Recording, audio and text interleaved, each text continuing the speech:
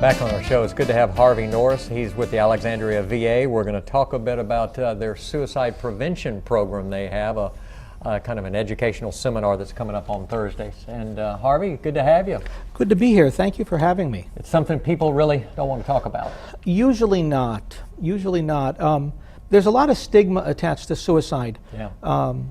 The truth of the matter is, though, that suicide is not a mental illness. Mm-hmm. Suicide is more of a situational illness. People have skills to get through life, and sometimes life can come at you so fast and so hard, it overwhelms all your skills. When it overwhelms your skills, you go down. Yeah. And suicide can seem like the proper option.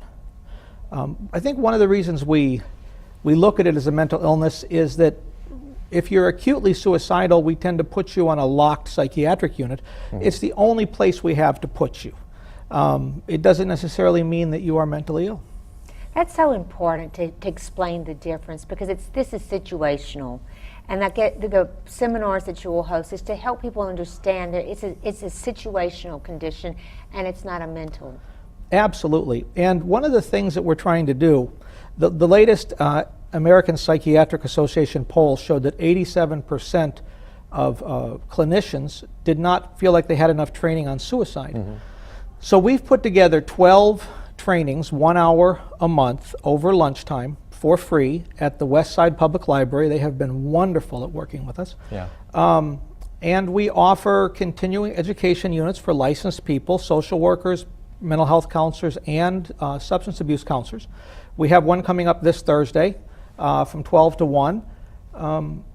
And that is to train people on how to understand working with people who are suicidal.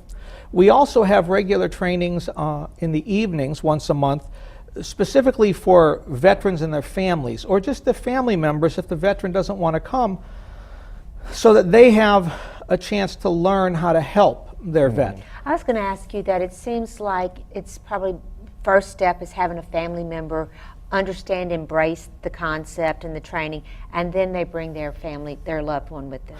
Oftentimes that's what you have to do. Oftentimes suicidal thoughts are scary, and the loved one, especially veterans who are trained to be strong, are trained to persevere. Mm-hmm. They don't want to admit there's a problem. It's a real issue. Oh, it's a tremendous issue. We're losing 22 veterans a day to suicide. That's incredible. I didn't realize the number was so high. Yes, sir. What can be done?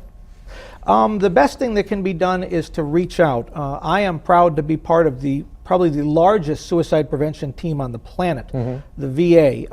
We have a call center in New York that's staffed 24 hours a day with more than 600 people. It's 1-800-273-8255. If you're a veteran, press 1.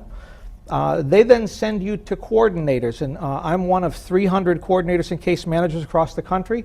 And then we reach out and we deal with you here.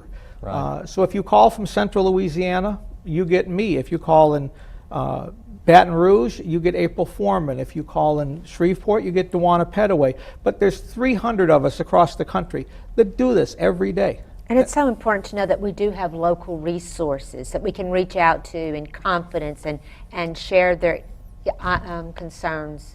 Absolutely, absolutely. What will be the main focus on Thursday, Harvey? On Thursday, the main focus will be what is a good suicide risk assessment. Yeah. There are many, many parts to it. It's a very complicated process. You're literally trying to predict the future. Very difficult to predict the future, unfortunately. I'm sorry, Harvey. We were talking earlier about the trifecta. You want to explain that the real quick? trifecta. When all three things come together. Thomas Joyner is a PhD at Florida State University, and he has a theory of suicide called the interpersonal theory. Mm-hmm. And the trifecta is simply this. If you feel like you don't belong, that's one piece. If you feel like you're a burden, that's another piece. Mm-hmm. And if you combine that with what we call acquired capacity, if you've seen death, if you've seen people hurt, if you've tried suicide before, if you had a family member try suicide, your threshold is lower. Yeah. So you have the perfect trifecta come together: not belonging, perceived burden, acquired capacity. You can have suicide. And that's what we always want to try to step away from. Usually, I would say 99% of the time, if you can get someone to step back and refocus, you can stop it. Right. Suicide is not inevitable. Harvey, thanks for coming. Well, thank you for having me. Giving us a lot of good information. Thank you so much for being with us on Good Day Sinlaw. Thank you for having me. This is What great. what time will everything start Thursday? Free, Well, by the way. Free, absolutely free. 12 o'clock, West Side Public Library, and we'll let you out about 1:05. All right. All Harvey, right. thanks for dropping by. Good to have you. Well, thank you. We'll wrap things up when we come back. Stay here.